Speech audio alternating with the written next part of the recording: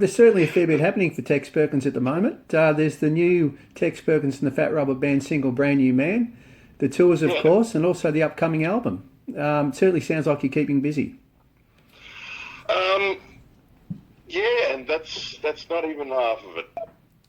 Yeah, but yes, career-wise, that's what's going on at the moment. Putting a putting a brand new single called "Brand New Man" out at the moment. Yeah, no, it's great. We've played it regularly, mate. It's a beautiful song. Thanks, mate. Yeah, look, and So can you tell us a little bit about the song and how it came about and the inspiration behind it? yeah, well, it's one of those. Well, I've been writing my writing partner for the last 4 years has chiefly been Matt Walker, Right, and of course we formed the Fat Rubber Band and we recorded that first album that came out last year. We recorded that album uh, over 3 years ago, and then of course COVID happened, so we right, delayed the release of it. But now that we didn't get it. So all through COVID, we didn't get a really much of a chance, or maybe I mean, I wrote I recorded a fair bit of music, but we didn't collaborate in the traditional sense right. that we had been. And I don't know. It's beginning of this year. We sort of, we hadn't done it for so long, so I guess the tension had built to a point where we were ready to write, and so in January the ball started rolling, and so we were starting to send each other little demos, and I was driving out to meet my grandson for the first time Right. in mid-January, and Matt had just sent a little demo of just a guitar, an instrumental guitar piece, just one guitar, to my phone, and I was driving along listening to it, and I immediately thought, yeah, this is good. I can work with this, and sometimes when you're writing songs, you just to get the ball rolling, just to get the phrasing, and you just before you even know what you're writing about, you just open up your mouth and say things. Right. Like a classic example of that is Paul McCartney says when he woke up and he had the melody of Yesterday in his head, he didn't have any words, so he went to the piano and he just said scrambled eggs. I'm about to go and cook scrambled eggs. Right.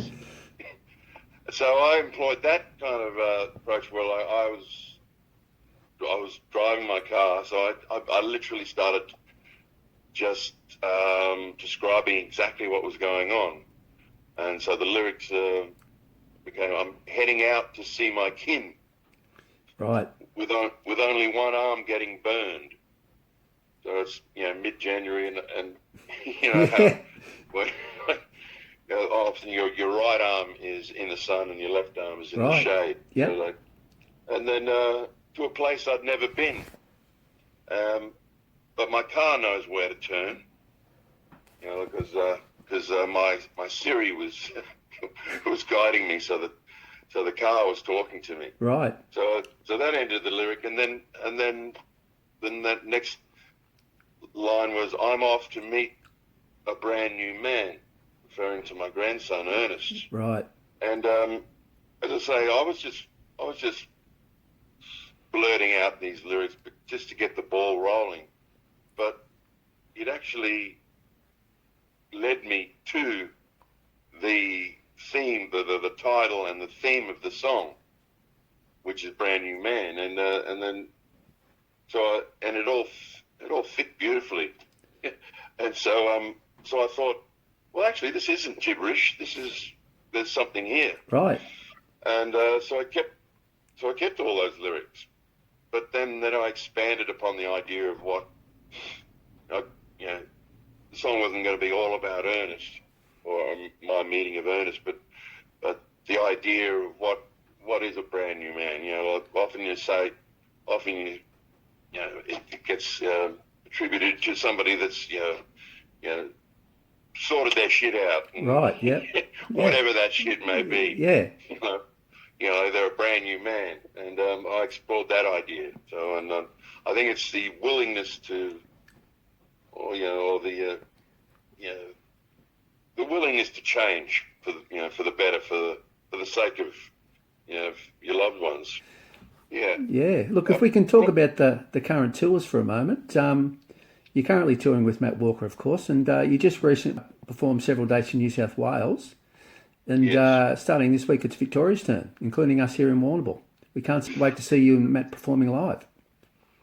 That's right. Yeah, we're pretty damn good.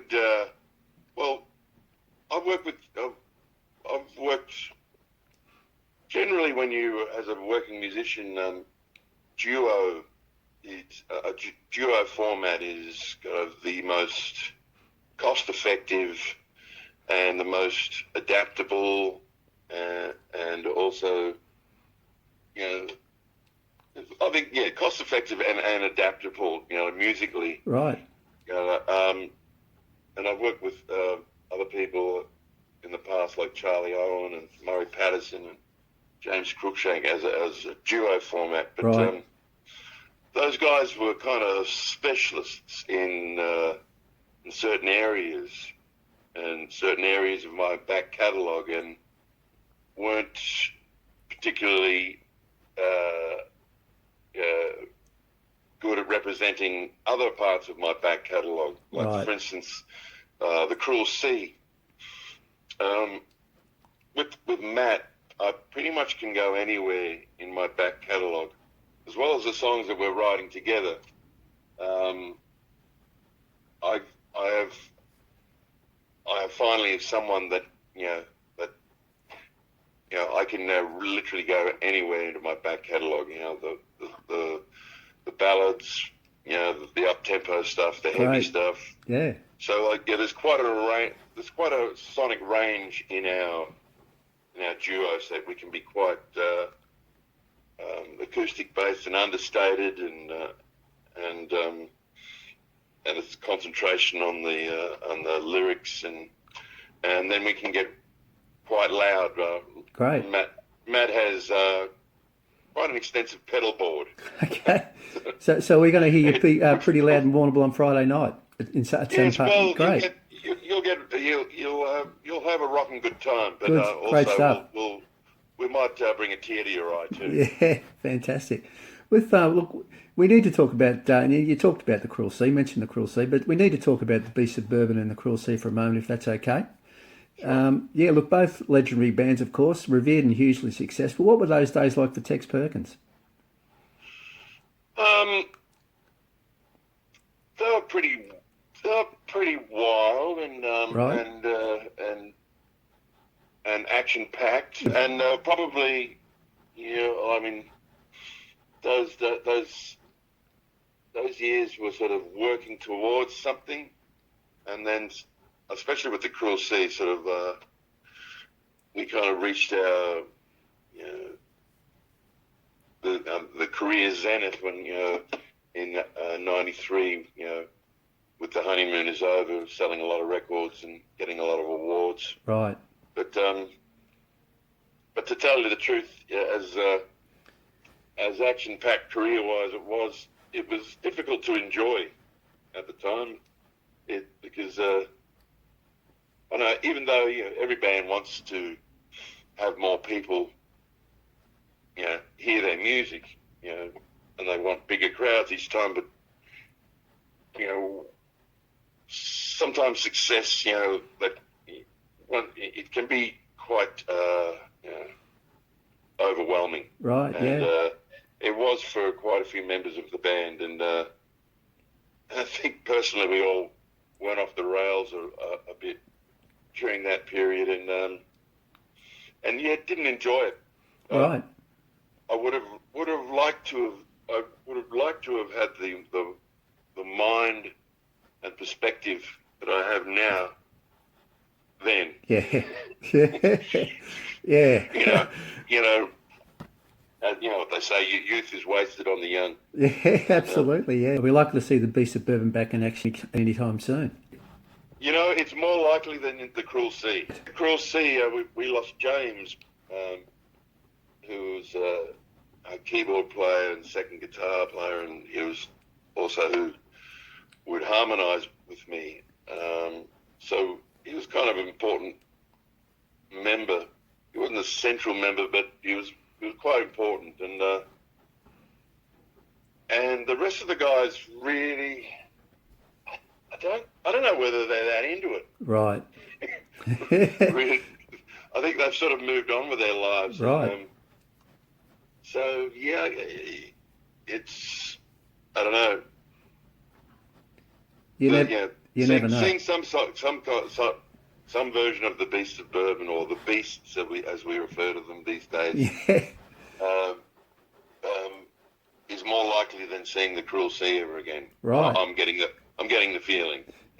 Right. And what about the really early days of Tex Perkins' music career? Can you tell us a little bit about the very early days? When you first started out, when you decided you wanted to be a musician, how it all sort of came together for you? Well, I didn't really... I was obsessed with music, but I didn't know how to get into it. And I was out one night and made a complete a-hole of myself. Right. In a public place at a gig, and fell down these stairs. And Oh, right. Got into a fight, and I was very drunk, and I was very young, and made a mess, and made a bit of a scene. Right.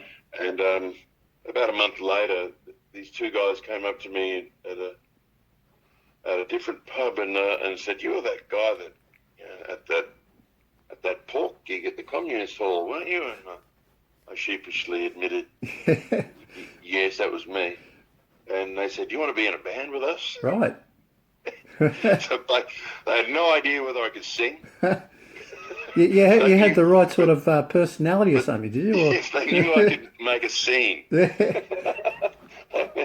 knew I could. They knew, stuff would happen. Right. Around me. Yeah. Not that I acted like that ever again. Well, a little bit maybe, but yeah, they approached me, and that was the Dum Dums. That was the Wadley brothers. Yeah. That was Greg and Ian Wadley, and right.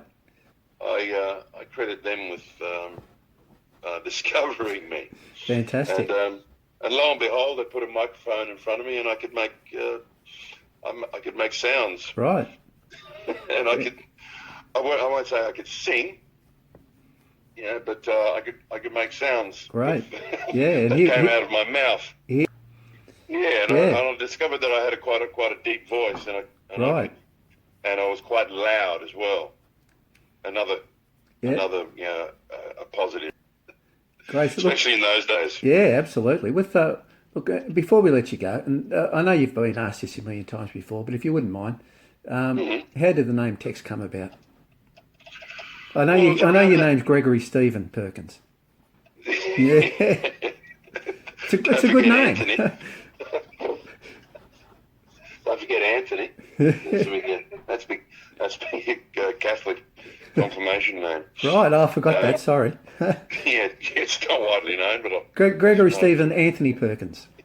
Yeah, Anthony Perkins. Yeah. Psycho. Yeah. Anyway,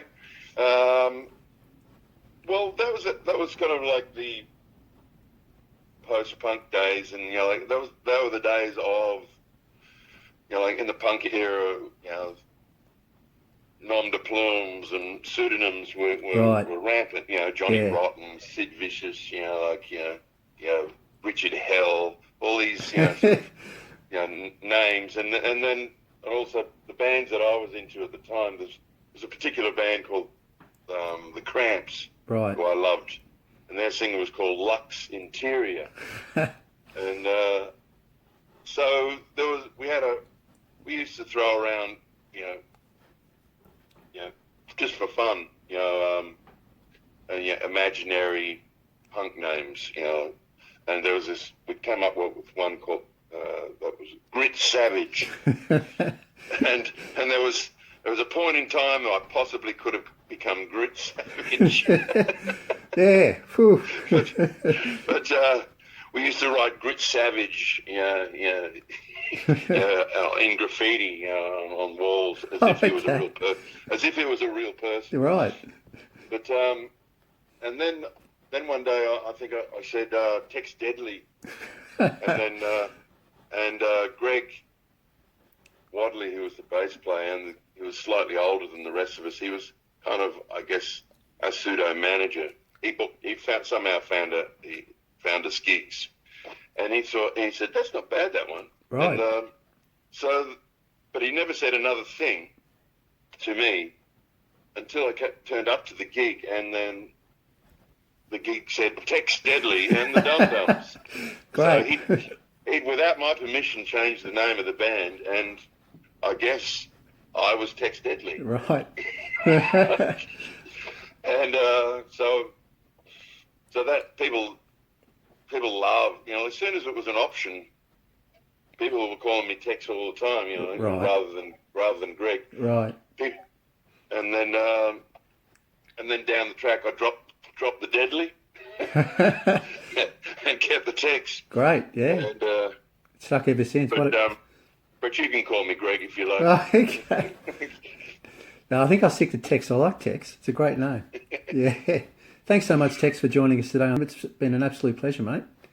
It's good to talk to you, Anton. Yeah, I'm looking forward to getting down to Warrnambool. We can't wait to see you, mate. And look, good luck with the new single, Brand New Man. It's a beautiful song.